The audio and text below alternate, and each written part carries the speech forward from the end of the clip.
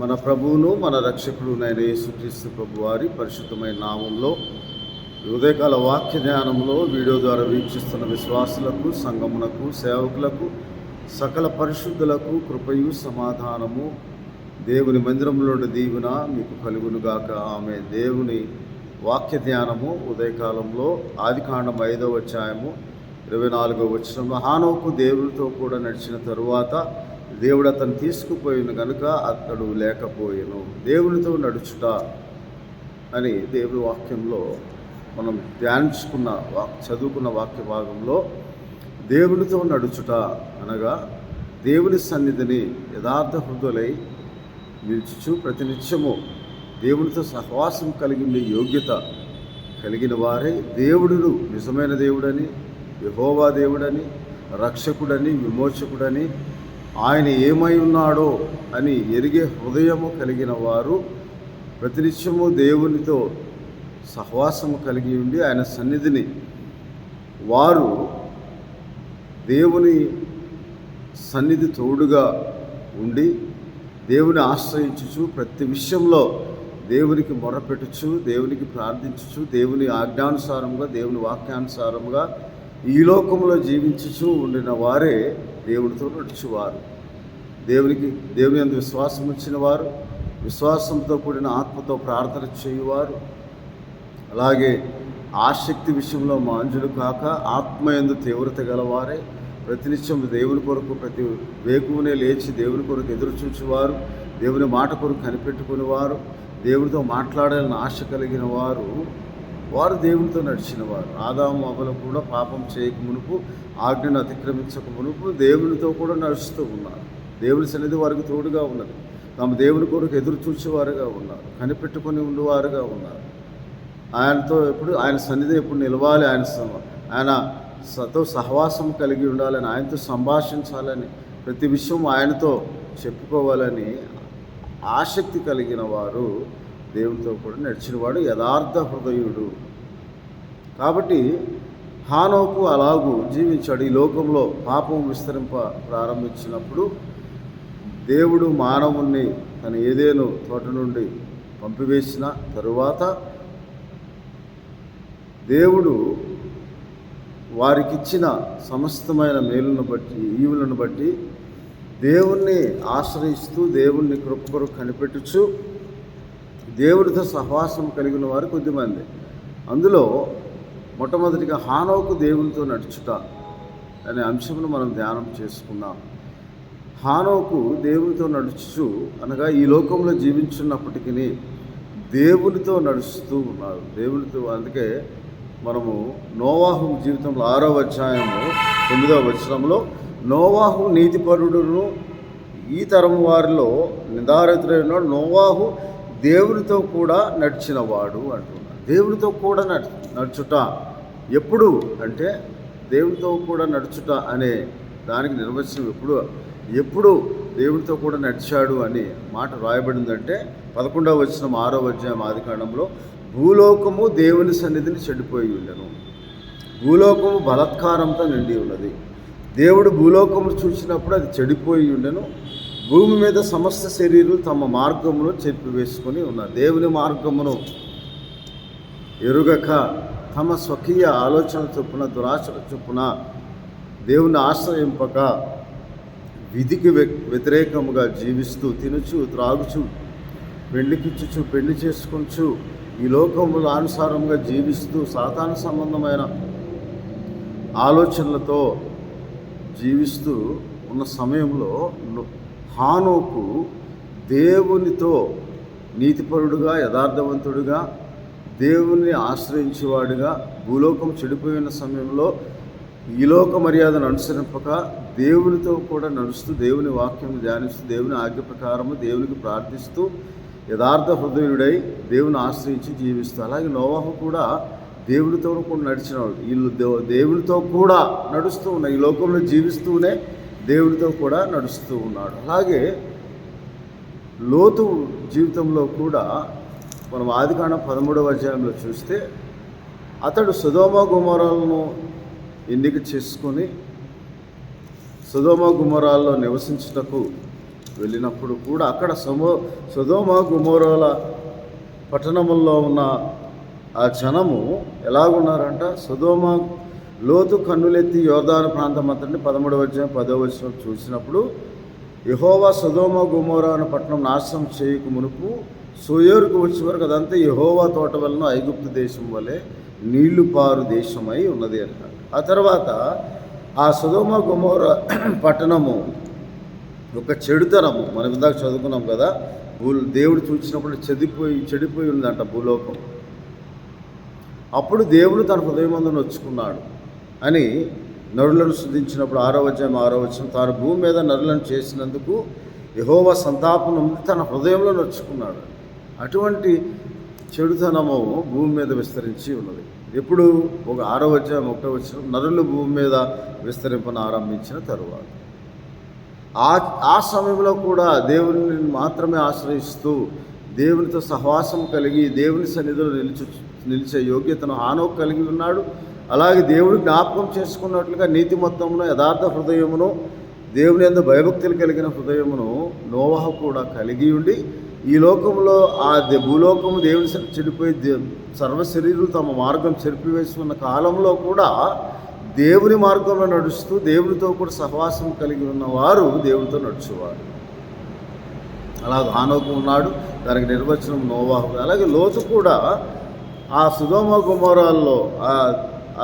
గొమొర్రాల యొక్క పాపము బహుఘోరమైనగా దేవుని దృష్టికి కనబడినప్పుడు ఆదికాండము 18వ అధ్యాయం 19వ అధ్యాయంలో ప్రభువు ఆ సొదొమ గొమొర్రాల నాశనము చేయకమునకు ఒక మాట అంటాడు. ఆయన, ఈ సొదొమ గొమొర్రాల యొక్క మొర నాకు వినపడి ఉన్నది, అది బహుఘోరమైన పాపము చేయుచున్నది, పాతకము కట్టుకొని ఉన్నది, కాబట్టి నేను దాన్ని నాశనం చేయవచ్చి ఉన్నానని చెప్పినప్పుడు ఆ లోతు యొక్క జీవితం, ఆ జనుల మధ్య ఆ లోతు యొక్క జీవితం ఎలాగూ ఉన్నదంటే చూడండి ఒకసారి.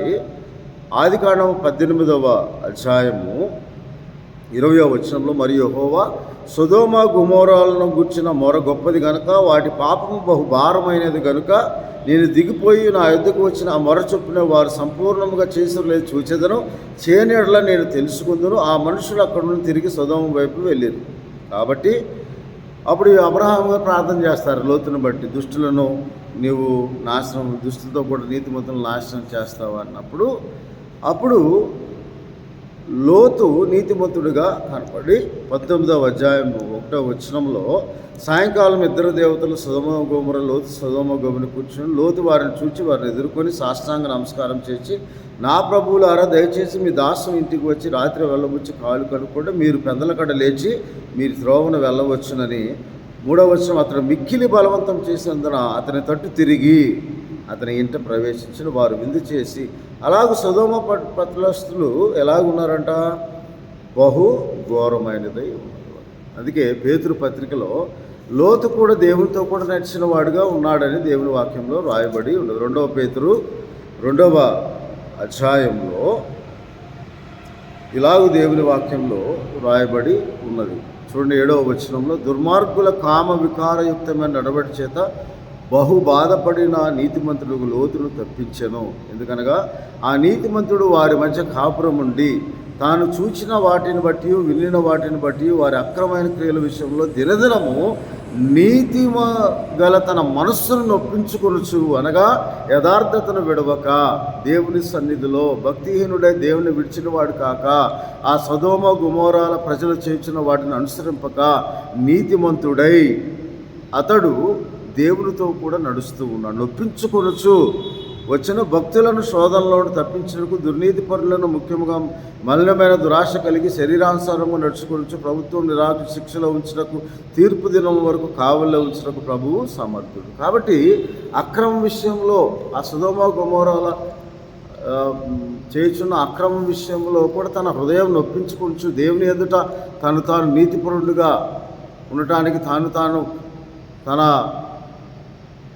శరీరమును లోపరుచుకొనుచు తన మనసును కట్టడి చేసుకొనుచు ఆ లోకము తట్టు తిరక్క దేవుని వైపు తిరిగి దేవునితో కూడా నడిచిన వాడుగా ఉన్నాడు. అందుకే లోకము చెడిపోయి ఉన్న సమయంలో దేవుని ఆశ్రయించి దేవునితో కూడా జీవిస్తూ దేవుని సన్నిధిలో నివసిస్తూ దేవునితో సహవాసం కలిగి ఉండి తన దైనందిన జీవితంలో భక్తి శ్రద్ధలు కలిగి దేవుని యందు భయభక్తులు కలిగిన హృదయంతో ఆత్మతో ఆ సమయంలో కూడా హానోకు ఎలాగూ భూలోకం తన దేవుని సన్నిధిలో చెడిపోయి ఉన్నదని దేవుడు చూసిన సమయంలో కూడా దేవునితో నడుస్తూ ఉన్నాడు. అలాగే నోవా కూడా నీతిపరులను యథార్థవంతులుండై దేవుడితో కూడా నడుస్తూ ఉన్నాడు జనులు తినుచు త్రాగుచూ ఉన్న సమయంలో. అలాగే లోతు కూడా ఆ సొదొమ గొమొర్రా పట్టణములు ఉన్న అక్రమ విషయంలో దుర్మార్గులై విధికి వ్యతిరేక్తముగా కామకత్వముకు అప్పగింపబడి వారు జీవించున్న సమయంలో కూడా తన హృదయమును నొప్పింపు చేసుకుంటూ తన హృదయాన్ని స్వాధీనంలో ఉంచుకునేందుకు యోగు అంటాడు, నేను భక్తిహీనుడై నా దేవుడిని విడిచిన వాడిని కాదని కీర్తన గ్రంథం 18వ అధ్యాయంలో భక్తుని దావీదు అంటాడు. నా యథార్థతను నేను విడిచిపెట్టువాడని కాదని యోగు అంటాడు. దేవుడితో నడుస్తూ ఉన్నాడు. దేవుని సన్నిధి వారికి తోడుగా ఉన్నది. దేవుడు వారిని నడిపిస్తూ ఉన్నాడు. ఆయన మార్గంలో నడిపిస్తూ ఉన్నాడు. అందుకే కీర్తన గ్రంథము 119వ అధ్యాయంలో ఇలాగ దేవుని వాక్యంలో 1వ వచనంలో ఇలాగ దేవుని వాక్యంలో రాయబడి, యెహోవా ధర్మశాస్త్రం అనుసరించి నిర్దోషముగా నడుచుకుని వారు ధన్యులు, ఆయన శాస్త్రమును గైకొనొచ్చు పూర్ణ హృదయములతో ఆయనను వెతుకువారు ధన్యులు, వారు ఆయన మార్గంలో నడుచుకొనొచ్చు ఏ పాపము చెయ్యరు అని దేవుని వాక్యంలో రాయబడి. అలాగూ దేవునితో నడిచేవారు ఉంటారు. ఏంటంటే ఆయన వాక్యం యెహోవా ధర్మశాస్త్రం అనుసరించి నిర్దోషముగా నడుచుకున్నవారు, యథార్థముగా నిర్దోషముగా దేవుని సన్నిధిలో ఈ లోకంలో జీవించున్నప్పటికీ తాము పాపము చేయకుండా తమ హృదయం నొప్పింపు చేసుకుంటూ కట్టడి చేసుకుంటూ దేవుని వైపే తిరిగి ప్రతి విషయంలో దేవుని ఆశ్రయించి దేవుని వాక్యానుసారముగా దేవుని మార్గములు నడుచుకుంటూ ఏ పాపము చేయక పూర్ణ హృదయంతో ప్రతినిత్యం ఆయన వెదుకువారు, దేవునితో నడుచువారు. ఈరోజు మనము కూడా అలాగే లోకంలో జీవిస్తూ ఉన్నాం. ఇప్పుడు దేవుని వైపు చూస్తూ దేవుని ఆశ్రయిస్తూ దేవుని కృప కొరకు కనిపెట్టచ్చు. ఈ లోకానుసారమైన శోధనలు ఎన్ని వచ్చినానో మనము శోధనను జయించి ప్రార్థన ద్వారా మన మనస్సును నిలుపుకొని మన మనస్సును కట్టడి చేసుకొని దేవునితో కూడా నడుచువారంగా ఉండాలని ఉదయకాల సమయం దేవుడు మనతో మాట్లాడుతూ ఉన్నాడు. లోతు వలె, హానోకు వలె, నోవాహు వలె మనము కూడా ఈ లోకంలో జీవిస్తూ ఉన్నాం. దేవునికి భయపడు వారముగా, దేవుని మార్గం నడిచేవారముగా, ఆయన వాక్యము ఆధారం చేసుకొని జీవించేవారముగా, నిర్దోషముగా నడిచేవారముగా, యెహోవా చేత నిర్దోషిని ఎంచబడిన వాడు, ఆత్మలో కపటం లేనివాడు, తన అతిక్రమణ పరిహారం నొందినవాడు ధన్యుడు. కీర్తన గ్రంథం 32వ అధ్యాయం 1వ వచనంలో రాయబడిన ప్రకారం మనము కూడా యథార్థ హృదయంతో ప్రతినిత్యం దేవుని ఆశ్రయిస్తూ ఈ లోకం వైపు చూడక, ఎందుకనగా ఈ లోక నటన గతించిపోవచ్చు. హానోకు దేవునితో నడిచినట్లుగా యథార్థ హృదయంలో లోతు వలె మన హృదయం నొప్పింపు చేసుకోవచ్చు, కట్టడి చేసుకోవచ్చు. ఈ లోకానుసారమైన వాటిని మనం అనుసరింపక, ఈ లోక మర్యాదను అనుసరింపక ఉత్తమమును చూడండి. ఒకసారి రోమా పత్రిక 12వ అధ్యాయం 2వ వచనంలో అపొస్తలుడైన పౌలు గారు ఇలాగ రాస్తూ ఉన్నాడు. ఏమని, కాబట్టి సహోదరుల పరిశుద్ధమును దేవునికి అనుకూలమైన సజీవయాగంగా మీ శరీరములను ఆయనకు సమర్పించుకున్న దేవుని వాత్సల్యతను బట్టి మిమ్మును బతిమాలుకొంచున్నట్టి సేవ మీకు యుక్తమైన ఇదిగో ఈ లోక మర్యాదను అనుసరింపక ఉత్తమమును అనుకూలమును సంపూర్ణమైన దేవుని చిత్తం ఏదో పరీక్షించి తెలుసుకున్నట్లు మీ మనస్సు మారి నూతన ఒకటి వల్ల రూపాంతరము చెంది క్రీస్తునందు నూతన సృష్టిగా సృజింపబడి క్రీస్తుతో కూడా మనము చూడండి. గలతీయులకు రాసిన పత్రికలో అపొస్తలుడైన పౌలు గారు క్రీస్తు సంబంధులు 5వ అధ్యాయం 23-24 ఇటు వారికి విరోధమైన ఏమేమి లేదు, క్రీస్తు యేసు సంబంధులు శరీరమును దాని ఇచ్చలను దురాశలతో సిలువ వేసి ఉన్నారు. కాబట్టి ఇప్పుడు మనము క్రీస్తుతో కూడా సిలువ వేయబడి వారు ఈ లోకానుసారంగా ఈ లోక మర్యాదను అనుసరింపక ఈ శరీరాశలను వీటన్నిటిని క్రీస్తుతో కూడా సిలువ వేసి 2వ అధ్యాయం గలతీయులకు రాసిన పత్రిక 2వ అధ్యాయములో ఇలాగ దేవుని వాక్యంలో రాయబడి ఉన్న ప్రకారము 20వ వచనం, నేను క్రీస్తుతో కూడా సిలువ వేయబడినాను, ఇక జీవించేవాడు నేను కాను, క్రీస్తే నా యందు జీవించున్నాడు. ఇప్పుడు శరీరమందు జీవించిన జీవితము నన్ను ప్రేమించి నా కొరకు తాను అర్పించుకున్న దేవుని కుమారుని విశ్వాసంలో జీవించున్నాను. నేను దేవుని కృపను నిరర్థకము చేయనని దేవుని వాక్యంలో రాయబడిన ప్రకారం మనము కూడా క్రీస్తు యేసును కలిగిన వారము. ఈ లోక మర్యాదను అనుసరింపక ఉత్తమమును దేవుని కళ్ళుకోవడం చిత్తం పరీక్షించి తెలుసుకొని మన హృదయం రూపాంతరం పొంది దేవునితో కూడా నడిచేవారముగా, ఆయన మార్గంలో నడిచేవారు. మనకు మార్గమై స్వచ్ఛమై జీవమైన యేసుక్రీస్తు అనుగ్రహించిన నూతనమైన హెబ్రీలకు రాసిన పత్రికలో ఇలా క్రీస్తు మనకు అనుగ్రహించిన ఆ నూతనమైన మార్గము అనగా అది ఎటువంటిదంటే, హెబ్రీలకు రాసిన పత్రిక 10వ అధ్యాయం 19వ వచనంలో, సహోదరులారా, నేను యేసు మన కొరకు ప్రతిష్ఠించిన మార్గం నూతనమైనది, జీవము గలదే, ఆయన శరీరం తెరవ ద్వారా ఏర్పరచబడిన మార్గం, రక్తం వల్ల పరిశుద్ధ స్థలమందు ప్రవేశించుటకు మనకు ధైర్యము కలిగి ఉన్నది. కనుక మనం దేవుని సన్నిధికి యథార్థ హృదయంతో దేవునికి సన్నిధికి చేరుదామని దేవుని వాక్యం రాయబడిన ప్రకారము సర్వశరీరులు తమ మార్గం వేసుకున్న సమయంలో, భూలోకము దేవుని సన్నిధి చెడిపోయిన బలాత్కారం కలిగిన సమయంలో మరి నోవాహు ఎలాగ దేవునితో కూడా నడిచాడు, హానోకు ఎలాగ దేవునితో నడిచాడు, సొదొమ గొమొర్రాలో ఉన్న పరిస్థితి పాశ్చాత్య దేశాల్లో కూడా ఇప్పుడు అదే ఉన్నది. ఆ సమయంలో కూడా తన హృదయమును నొప్పించుకొని తన మనసును కట్టడి చేసుకొని లోకం వైపు చూడక దేవుని వైపు చూస్తూ దేవుని ఆశ్రయించి యథార్థంతో దేవునితో కూడా నడిచిన లోతును మనం జ్ఞాపకం చేసుకొని అటువంటి జీవితం మనం జీవించాలని, ప్రభువా నీకు ఆయాసకరమైన మార్గం ఏమో చూడము, నిత్య మార్గం నడిపించు ప్రభువా, నీవు యథార్థవంతుడు, మహోన్నతుడు, మహాపరిశుద్ధుడు, ఎల్లప్పుడూ మనలను నడిపించుటకు విడిపించుటకు తన సన్నిధిని తోడుగా ఉంచి ఆయన సహవాసం కలిగి ఉండడానికి ఆయన కుమారుని సహవాసం అనిపించిన దేవునితో మనం సహవాసము చేయొచ్చు. ప్రతినిత్యం దేవునికి ప్రార్థిస్తూ దేవుని వాక్యం ధ్యానించు యథార్థ హృదయములుగా ప్రతి దినము మన పాపములు ఒప్పుకొనచ్చు. దేవుని దృష్టికి ఉత్తమమును అనుకూలమును అయినా సంపూర్ణమై ఉన్న ఆయన చిత్తం మీద పరీక్షించి తెలుసుకొని మన దేవుని మార్గంలో క్రీస్తు ద్వారా మనకు ప్రతిష్ఠించిన నూతన మార్గంలో మనం పయనించేవారుగా ఉండి దేవునితో కూడా నడిచేవారుగా ఉండాలని దేవుని వాక్యంలో ఉదయకాల సమయం దేవుడు మనతో మాట్లాడుతున్న అట్టి కృపను, అట్టి ఆత్మ నడిపింపును దేవుడు మీకు దయచేయను గాక.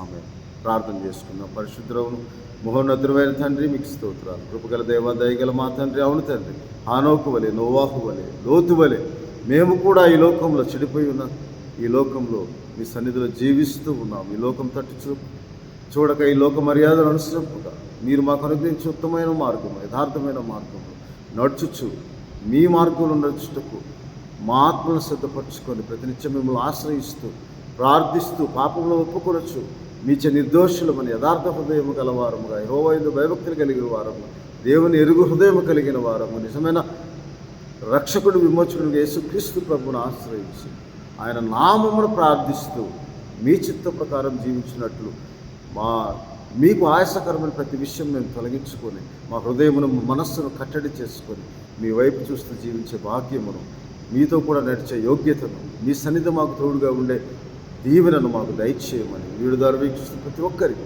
ఇటు కృపను అనుగ్రహించి సహాయం చేసి ఆశీర్వదించమని మా ప్రభువును రక్షకుడైన యేసుక్రీస్తు వారికి పరిశుద్ధమైన నామం ప్రార్థన చేయించున్నాం తండ్రి. ఆమె. మా తండ్రి అయిన దేవుని ప్రేమ, ప్రభువును రక్షకుడైన యేసుక్రీస్తు వారికి దేవునితో నడుచుటగల ఆత్మ సహాయం, ఆయన మార్గంలో నడిపించి ఆయన సన్నిధి మనకు తోడుగా ఉంచి మిమ్మల్ని మీ కుటుంబాలను దీవించి ఆశీర్వదించును గాక. ఆమె. దేవుని దీవించును గాక. ఆమె.